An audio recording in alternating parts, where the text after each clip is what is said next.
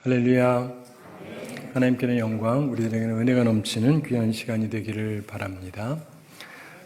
제가 한 가지 퀴즈를 내겠습니다. 우리 흔히 하루살이, 하루 산다 그러잖아요. 근데 하루살이가요, 한 달 후에 데이트하기로 했습니다. 이런 거를 뭐라 그러는지 아십니까? 이루어질 수 없는 사랑. 한 달 후에 살아있지를 못할 텐데. 유럽에 아주 총명하고 유명한 철학자가 있었습니다. 남자분이었는데, 그런데 총각으로 살고 있었는데, 이분을 굉장히 사랑하는 어떤 아가씨가 있었어요. 근데 집안에서 빨리 시집가라고 그러는데, 이분을 좋아하는데 이분은 움직이질 않고, 그래서 어느 날 작정하고 찾아와서 자기가 먼저 얘기했습니다. 나 빨리 시집가야 되는데 저랑 같이 좀 결혼해 주시면 안 되겠냐고.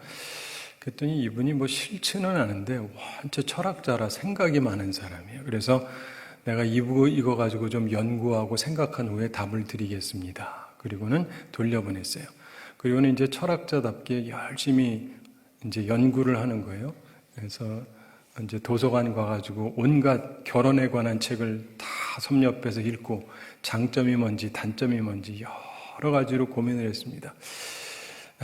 한참을 하다 보니까 봄이 가고 여름이 가고 가을이 가고 겨울이 지나서 다음 해가 됐어요. 이 사람이 생각이 이제 결정이 됐습니다. 이 사람이랑 결혼하는 게 괜찮겠다. 그래가지고 드디어 찾아갔습니다. 찾아갔는데 거기에 그 여인의 아버지가 문을 열어줘요. 그래서 어떻게 왔냐? 그래서 되게 따님하고 결혼하려고 청혼하러 왔습니다. 그랬더니 그 아버지가 그러더랍니다. 너무 늦었어요. 네? 그랬더니 이미 시집 갔습니다. 그러더니 이미 시집 갔다고. 세월이 무한정 기다려주는 것도 아니죠. 자, 우리가 살면서 보면 때에 맞게 잘 해야 되는데 또 우리가 때로는 실수를 할 때가 있습니다. 믿음 생활할 때도 그렇죠. 교회 다니면서 잘해보려고 그러는데 실수하기도 하고, 또 인생을 살면서 보면은 돌이킬 수 없는 잘못을 범하기도 합니다. 가벼운 게 아니라. 우리한테 그런 잘못이 있을 때 어떻게 해야 됩니까? 우리는 다시 일어나야 합니다. 좋으신 하나님께서는 우리가 다시 일어나기를 원하십니다. 오늘은 다시 일어나라 세 번째 시간으로 질문하시는 주님, 이런 제목으로 말씀을 나누도록 하겠습니다. 오늘은 주님의 질문을 통해서 주님께서 우리의 삶에 새로운 힘을 주시려고 하는 것을 공급받게 되기를 바랍니다. 예수님에게 12사도가 있었습니다. 그 중에 첫 번째 베드로, 굉장히 유명한 분이죠. 최고의 제자였습니다. 말 그대로 수제자였습니다. 그런데 예수님께서 잡히시던 날 밤 잘 아시는 대로 그가 예수님을 3번이나 모른다고 부인을 했습니다.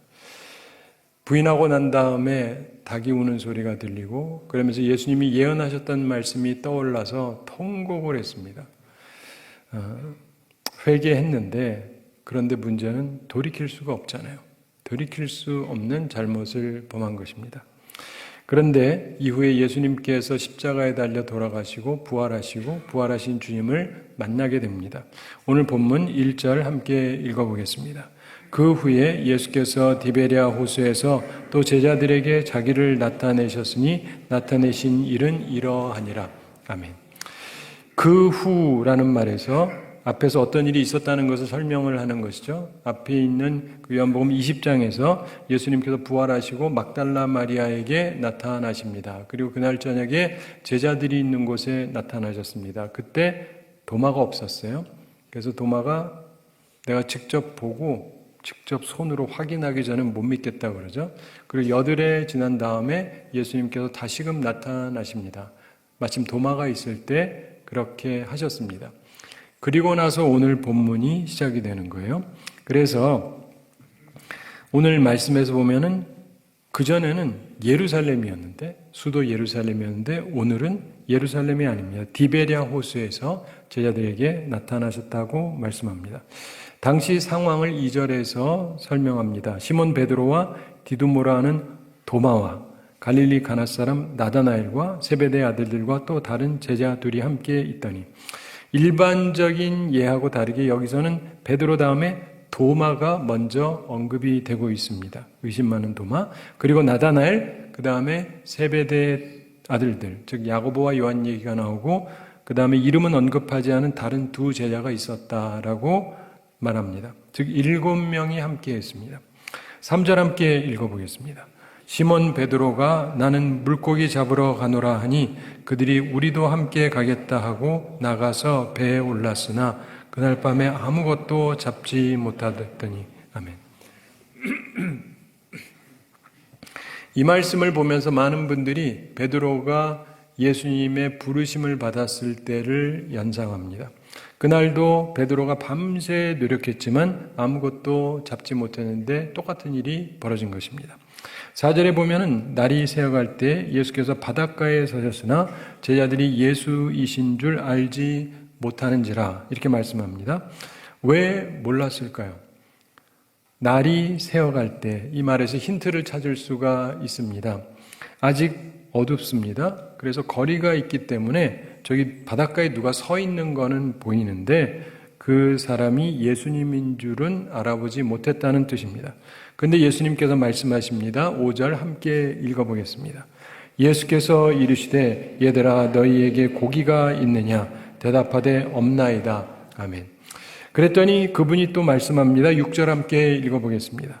이르시되 그물을 배 오른편에 던지라 그리하면 잡으리라 하시니 이에 던졌더니 물고기가 많아 그물을 들 수 없더라. 아멘.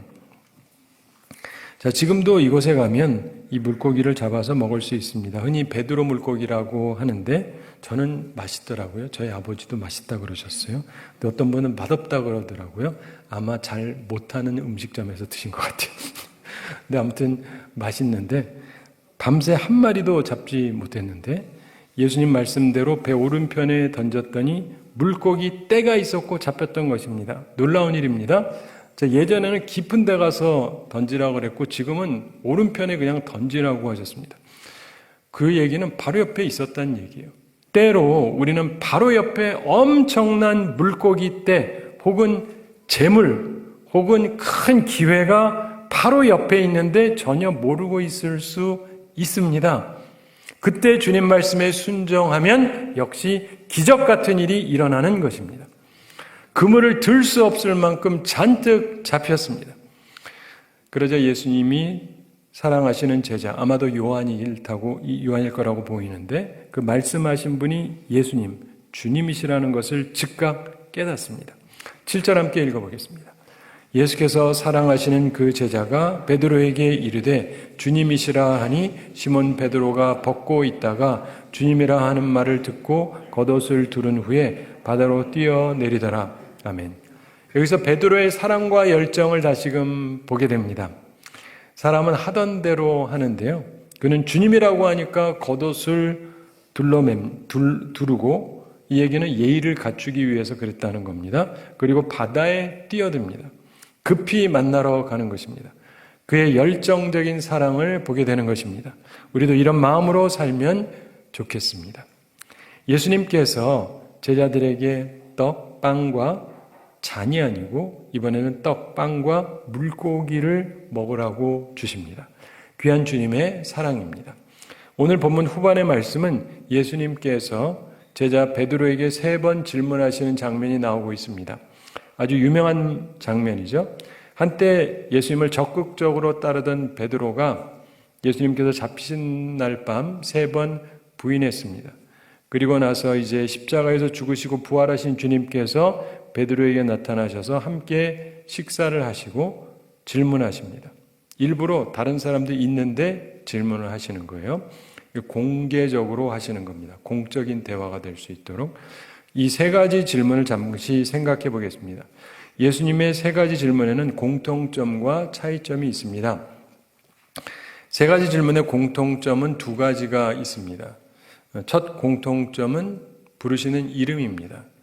요한의 아들 시몬아 이렇게 3번 똑같이 부르십니다. 좀 특이한 일인데 베드로의 본래 이름이 시몬이 맞습니다. 그러나 예수님께서 그에게 베드로라는 이름을 주셨죠. 그리고 이후에 베드로라고 부르셨는데 이제 예수님께서 그의 본래의 이름을 부르십니다. 그를 처음 부르실 때의 이름으로 부르시는 것인데 아마도 주님 처음 만났던 그때를 상기시키기 위해서 그리하셨던 것 같습니다. 두 번째 공통점은 사랑에 관한 질문입니다. 내가 나를 사랑하느냐? 이 질문을 조금씩 다르게 하는 건데 베드로가 예수님을 사랑하고 있는지를 물으십니다. 아마도 그의 진심을 확인하고 또 주변 사람들에게 확인시키기 위해서 그렇게 하셨던 것 같습니다. 예수님께서 하신 세 가지 질문에 차이점도 있습니다. 각 질문마다 한 가지씩 특이한 점이 있습니다. 첫 번째 질문은 15절에 나옵니다. 15절 함께 읽어보겠습니다. 그들이 조반 먹은 후에 예수께서 시몬 베드로에게 이르시되 요한의 아들 시몬아 내가 이 사람들보다 나를 더 사랑하느냐 하시니 이르되 주님 그러하나이다. 내가 주님을 사랑하는 줄 주님께서 아시나이다. 이르시되 내 어린 양을 먹이라 하시고 아멘. 주님의 질문은 요한의 아들 시몬아 내가 이 사람들보다 나를 더 사랑하느냐 이 질문인데 이 첫 질문이 다른 질문하고 다른 것은 이 사람들보다 더 이겁니다. 이 사람들보다 더. 이 말은 베드로가 했던 한 가지 말을 상기시킵니다. 마태복음 26장 33절에 보면 베드로가 예수님께 말합니다. 다 주를 버릴지라도 나는 언제든지 버리지 않겠나이다. 그는 장담했었습니다. 다른 제자들은, 다른 교인들은 다 주를 버릴지라도 자기는 그러지 않겠다고 장담했던 것입니다. 그런데 그가 남을 비교했던 말을 상기시키는 질문을 지금 주님께서 하셨습니다. 조금 당혹스러운 질문입니다. 베드로의 실패를 떠오르게 하는 거거든요. 근데 그의 실패는 자기에 대한 자신감 때문이었습니다. 너는 아직도 너 자신을 신뢰하느냐? 이게 오늘 주님께서 우리에게 주시는 질문입니다. 내가 여전히 장담하던 것, 약속하던 것은 어떻게 되었느냐? 주님의 질문입니다. 두 번째 질문은 16절에 나옵니다. 16절 함께 읽어보겠습니다. 또 두 번째 이르시되 요한의 아들 시몬아 내가 나를 사랑하느냐 하시니 이르되 주님 그러하니이다. 내가 주님을 사랑하는 줄 주님께서 아시나이다. 이르시되 내 양을 치라 하시고 아멘. 주님의 두 번째 질문 요한의 아들 시몬아 내가 나를 사랑하느냐? 이 둘째 질문은 내가 나를 사랑하느냐? 이 부분인데 이게 특이합니다.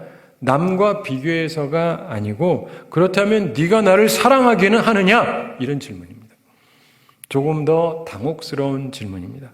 주님께서는 우리에게도 질문하십니다. 우리의 이름을 부르시면서 질문하실 수 있습니다. 아무개야, 네가 나를 사랑하니? 나를 사랑하기는 하니? 이런 질문입니다. 세 번째 질문은 17절에 나옵니다. 17절 함께 읽어보겠습니다. 세 번째 이르시되 요한의 아들 시몬아 내가 나를 사랑하느냐 하시니 주께서 세 번째 내가 나를 사랑하느냐 하심으로 베드로가 근심하여 이르되 주님 모든 것을 아시오매 내가 주님을 사랑하는 줄 주님께서 아시나이다. 예수께서 이르시되 내 양을 먹이라. 아멘. 자, 세 번째 질문은 요한의 아들 시몬아 내가 나를 사랑하냐 이 말씀인데 두 번째 질문하고 똑같습니다. 동일합니다. 그러니까 차이점을 발견할 수가 없잖아요. 근데 차이가 있습니다. 원문을 보면 차이가 있어요. 바로 사랑이라고 하는 단어가 좀 달라요. 우리 한국말이나 영어나 한국말로는 사랑, 영어는 love 이렇게 번역됐지만 원어에는 차이가 있습니다. 예수님의 처음 두 질문은 아가페, 여러분 잘 아시는 하나님의 사랑을 가지고 말합니다. 하나님의 사랑. 근데 마지막 세 번째 질문은 필레오라는 사랑을 주님이 말씀하세요. 이건 인간 사이의 우정을 말합니다. 근데 예수님께서 처음 두 번은 아가페로 질문을 하시고 마지막은 필레오로 묻는 것인데 왜냐하면 베드로가 처음 두 번 답을 할 때 아가페 사랑으로 답하지 않습니다. 원문을 보면 처음에 예수님께서 아가파스메 즉 나를 하나님 사랑으로 사랑하느냐 이렇게 물으니까 베드로가 필로세 이렇게 답합니다. 인간적인 사랑과 우정으로 사랑합니다라고 원문에는 써져 있어요. 또다시 예수님께서 아가파스메 이렇게 질문합니다. 그랬더니 베드로가 또다시 필로세 이렇게 답합니다. 하나님의 사랑으로 사랑하느냐? 인간의 우정으로 사랑합니다. 이렇게 얘기한 거예요. 그랬더니 세 번째로 예수님께서 물으시는데 이때는 필레이스메 이렇게 물으십니다. 즉 인간적 사랑과 우정으로 사랑하기는 하냐 이런 물음이에요. 그때 베드로가 근심하면서 필로세 즉 인간적 사랑으로 사랑하긴 합니다. 이렇게 답을 한 것입니다. 자, 예수님의 질문에는 특징이 있습니다. 세 가지 특징이 있는데 우리에게도 그렇게 질문하실 겁니다. 첫째, 직설적이라는 겁니다. 하나님의 말씀은 날선 검과 같아요. 주님의 질문은 정곡을 찌르는 질문입니다. 기분 나쁠까 봐 돌려가면서 이야기하지 않으십니다. 그렇다고 공격을 위한 말씀은 아니에요. 우리를 고치기 위한 말씀이죠. 우리가 봤던 것처럼 예수님의 질문은 아주 직설적입니다. 네가 장담했던 것처럼 이 사람들보다 네가 더 나를 사랑하느냐? 그게 아니라면 네가 나를 사랑하기는 하느냐? 그것도 아니라면 인간적인 우정으로라도 사랑하느냐? 굉장히 직설적으로 질문을 하시는 것입니다. 조금 당혹스러울 수 있습니다. 우리 입장에서는. 두 번째로 예수님의 질문의 특징은 모든 것을 드러낸다는 것입니다. 예수님의 질문 앞에서는 감추기 어렵습니다. 사람들 앞에서는 대충 할 수 있을지 몰라도 주님 앞에는 절대 그럴 수가 없습니다. 예수님의 질문 앞에는 모든 것이 드러납니다. 베드로의 치부가 나타나는 것처럼 모든 부끄러운 것들을 감출 수가 없습니다. 그런데 이것도 우리를 괴롭히시려는 게 아니에요. 더러운 게 명확해야 씻을 수 있잖아요. 감추면 씻을 수도 없어요. 제가 한 가지 재미있는 퀴즈를 내겠습니다. 보통 남성들이 예쁜 여성 좋아한대요. 자, 이 남성 중에서 나는 못생긴 여자만 좋다는 분 혹시 계십니까? 네, 아무도 없으시죠? 그런데요, 남자인데 못생긴 여자를 보면 참 좋아하는 남자가 있답니다. 누구냐? 성형외과 의사가 그렇대요. 말 되죠? 말 되죠? 자, 예수님께서는 우리의 모든 것을 드러내십니다. 그런데 그 이유는 좋은 성형외과 의사가 잘 해주려고 하는 것처럼 뭔가 좋은 결과를 주시려고 하시기 때문입니다. 그게 우리에게 꼭 필요한 것입니다. 세 번째로 예수님 질문의 특징은 우리로 하여금 다시 일어나게 한다는 것입니다. 우리가 나누는 주제가 바로 그것이죠. 다시 일어나라. 예수님의 질문은 베드로로 하여금 결국 다시 일어나게 만들어 주십니다. 예수님께서는 단순히 위로만 하려고 하시는 게 아니에요. 괜찮아 이게 아니고 힘내서 씻어서 다시 일어나게 만드시는 것입니다. 직설적으로 질문하고 모든 것을 드러나게 하시는 것은 그렇게 해서 주저앉히려는 것이 아니라 이제 다시 일어나게 하려고 하시는 것입니다. 왜 그러냐? 사랑 때문에 그렇습니다. 주님께서 우리를 사랑하시기 때문에 그렇습니다. 성경을 보십시오. 잠언에서도 얘기합니다. 진정한 친구는요, 친구 잘못한 거 얘기합니다. 아부꾼들은 절대 얘기 안 합니다. 아시죠? 네. 참된 친구는 얘기를 해줘요. 그래야 고칠 거 아니겠어요? 주님께서는 우리가 큰 잘못을 범했다 할지라도 지적하시지만 그렇게 해서 씻어주시고 다시 일어나게 하시는 분입니다. 세상에는 볼 수 없는 독특한 사랑입니다. 자포자기하고 살지 말라는 것입니다. 나는 별 볼 일 없는 사람이다. 나는 할 수 없다. 내 인생은 끝장났다. 그리고 주저앉아 있지 말라는 것입니다. 주님께서는 저와 여러분이 다시 일어나기를 원하십니다. 그런데 이런 주님의 질문 앞에 다시 일어나는 사람과 다시 일어나지 못하는 사람이 있어요. 우리 누구든지 다 다시 일어나야겠지만 다시 일어날 수 없는 사람들이 있는데 왜 그러냐? 세 가지 이유 때문입니다. 주님의 사랑의 질문 앞에 다시 일어나지 않는 사람들에게 세 가지 특징이 있는데 그 첫째가 뭐냐면 자기 합리화예요. 자기 합리화. 이런 사람은 분명히 잘못을 했음에도 불구하고 자꾸 핑계만 댑니다. 자기 변호만 해요. 자기 합리화만 합니다.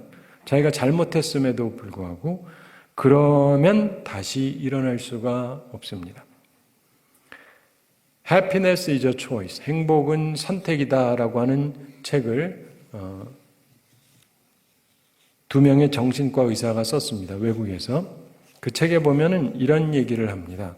우리는 정신과 의사로서 크리스천 환자들이 전 할 수 없어요 라는 말을 사용할 때마다 진절머리가 납니다.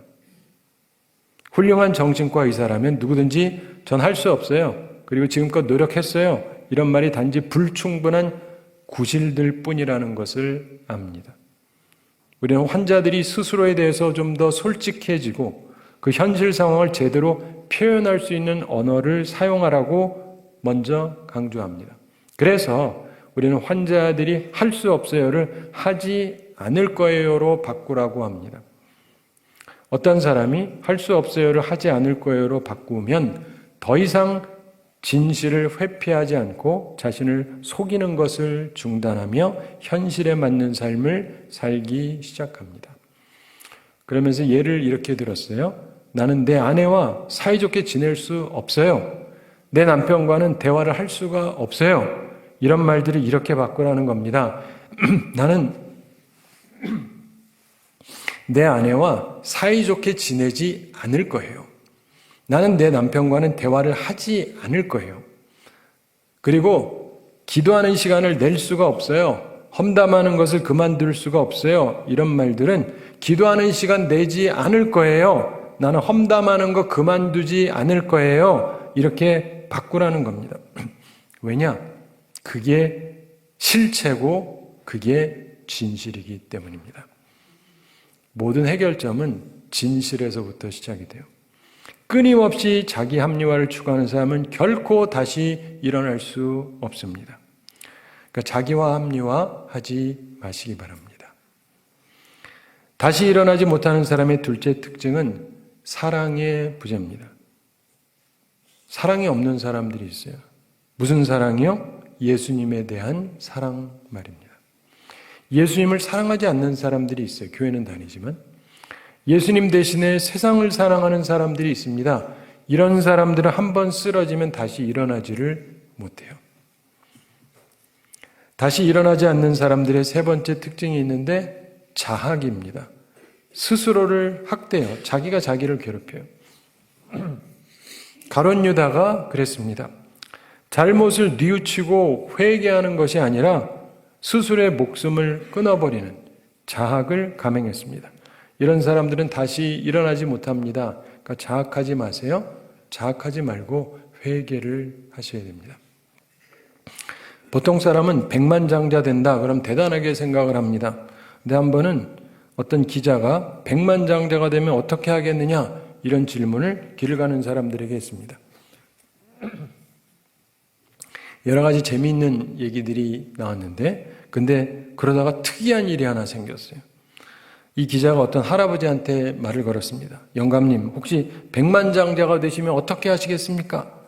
보통 그럼 사람들이 너무 좋아가지고 막 뭐라고 얘기를 하는데 이 할아버지는 이렇게 말하더랍니다. 세상에 그렇게 되면 난 자살해버릴 거야. 그래가지고 이게 무슨 소린가 해서 왜 그런가 했더니 이 할아버지가요 억만장자였답니다.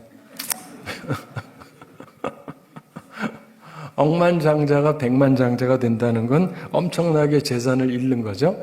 그러니까 기분 나빠 죽겠다 이런 얘기입니다. 자, 많은 사람들이 스스로를 자학합니다. 아직 기회가 있는데, 아직 회개할 수 있는데, 아직 시간이 있는데, 아직 다시 일어날 수 있는데 100만 불밖에 없다면 자살하고 말 거야 하는 이 억만장자처럼 내게 남아있는 것은 보지 못하고 잃은 것만 생각하는 사람들, 자학하는 사람들이 많습니다. 여러분 지금 건강하신 분들 조금 그러시면요 안병동에 가보세요. 거기 사기 말기암 환자들 죽어가는 분들 보세요. 이분들은요 살 수만 있다면 돈이고 뭐고 상관이 없어요. 자기 멀쩡하게 건강한데도 못 살겠다는 사람들이 얼마나 많은지 모릅니다. 자기가 갖고 있는 게 뭔지를 보지 못하니까 자꾸 자기를 괴롭히는 거예요. 근데 그렇게 하면 다시 일어날 수가 없습니다. 그러니까 자학하지 마시기 바랍니다.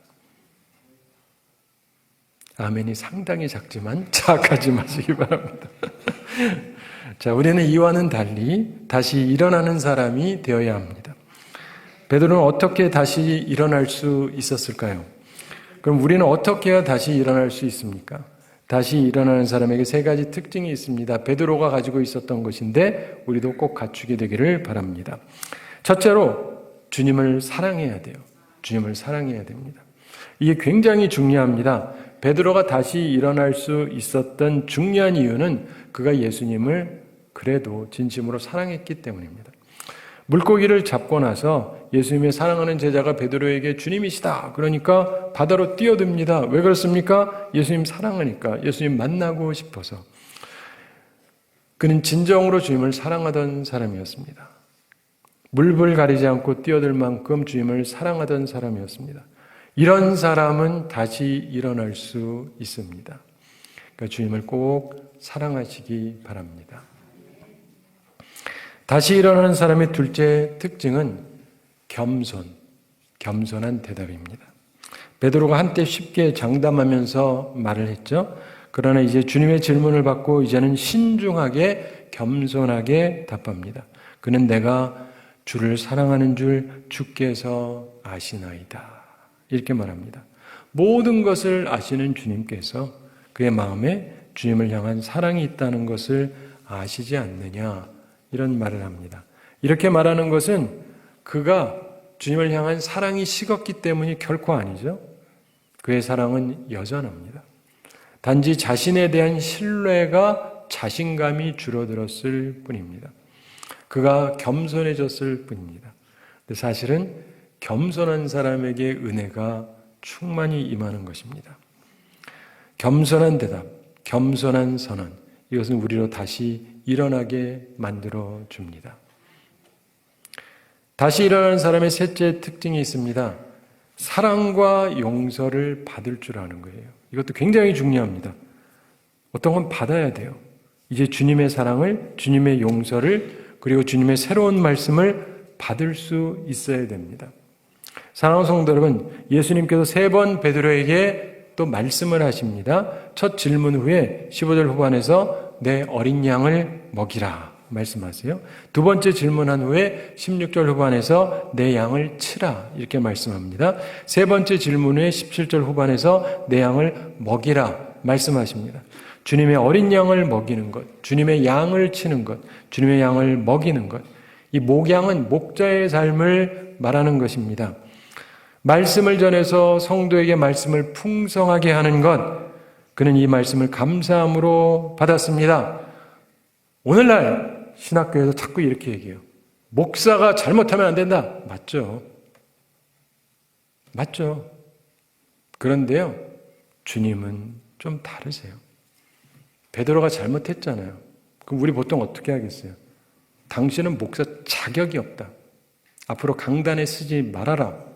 이럴 텐데 주님은 그게 아니에요. 혹은 잘못했는데 그래도 1, 2년, 3년 정도는 자숙을 해야지. 주님은 또 그러지도 않으세요. 곧장 다시 하라는 거예요. 사랑하는 성도 여러분, 사람하고 주님하고 아주 달라요. 저는 성경을 살펴보면서 계속 느끼는 건 주님은 진짜 사람들하고 다르다. 그런 걸 자꾸 느낍니다. 근데 중요한 건요, 베드로가 그걸 그대로 받아요. 아, 그래도 제가 어떻게 그럽니까? 최소한 몇 년은 입 다물고 있어야죠. 그러지 않습니다. 주님 말씀하시니까 받아요. 그리고 기도하죠. 성령이 임해요. 그래가지고 오순절날 설교했더니 3,000명이 돌아옵니다. 나 같은 사람이 어떻게 설교하냐가 아니에요. 그 다음에 조금 있다가 또 5,000명이나 돌아오죠. 이해가 되세요? 오해하지 마세요. 양심 없이 얘기하라는 게 아니라 주님이 말씀을 주시면 받아야 돼요. 주님이 여러분에게, 제게 새롭게 사명을 주시면 그냥 받는 거예요. 그러면 역사가 일어나는 것입니다. 말씀을 맺으면서 18절 함께 읽어보겠습니다. 내가 진실로 진실로 내게 이르노니 내가 젊어서는 스스로 띠뛰고 원하는 곳으로 다녔거니와 늙어서는 내 팔을 벌리리니 남이 내게 띠띠우고 원하지 아니하는 곳으로 데려가리라. 아멘. 주님의 이 예언의 말씀 그대로 그는 성령의 인도하심을 따라서 이후에 살게 됩니다. 사랑하는 성도 여러분, 질문하는 주님 앞에 서시고 진솔하게 답하세요. 사람들이 다 보고 듣고 있습니다. 진실하게 얘기해야죠. 그런데 주님께서는 그걸 통해서 우리를 무너뜨리시려는 것이 아니라 회복시키시고 새롭게 하시려는 거예요. 그리고 다시금 사명을 주십니다. 그때 그 사명을 받으셔야 돼요.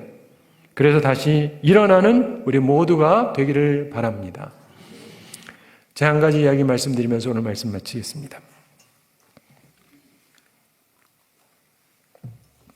인도의 예전에 유명한 전도자 썬다싱과 관련된 이야기입니다. 이분이 어느 날 전도를 하기 위해서 가다가 보니까 이제 인도니까 힌두교 수도사가 있어요. 그 사람을 둘러싸고 많은 사람들이 모여서 구경하면서 그가 하는 말을 듣습니다. 근데 가서 보니까 이 사람이 한 손을 들고 있어요. 그래서 썬다싱이 이유를 물어봤습니다. 그랬더니 그 사람이 그러더랍니다. 이 손은 범죄한 손입니다. 남의 것을 훔치고 악한 일을 한 손입니다. 그래서 이렇게 들고 있습니다. 자기 손에게 벌을 주고 있다. 이런 얘기예요. 그 말을 듣고 썬다싱이 그 사람에게 전도하기 시작합니다. 그러면서 설명했어요. 예수 믿고 변화되시고 그 손은 범죄했지만 이제는 그렇게 들고 있지 마시고 하나님이 주시는 힘으로 그 손으로 선한 일을 하십시오. 이게 맞는 거 아니에요? 사랑하는 성도 여러분, 살면서 우리 모두 때로는 베드로처럼 믿음이 약해지고 넘어질 때가 있습니다. 그러나 넘어진 자리에서 자포자기하고 있지 마세요. 그건 주님이 원하시는 바가 아닙니다. 주님께서 12제자의 발을 다 씻어주셨잖아요. 이 얘기가 뭔지 아세요? 이들이 범죄할 걸 아셨어요. 그리고 미리 다 씻어주신 거예요. 미리 다 용서하신 거란 말이에요. 그리고 다시 일어나라는 것입니다. 예수님께서는 우리에게 질문하세요.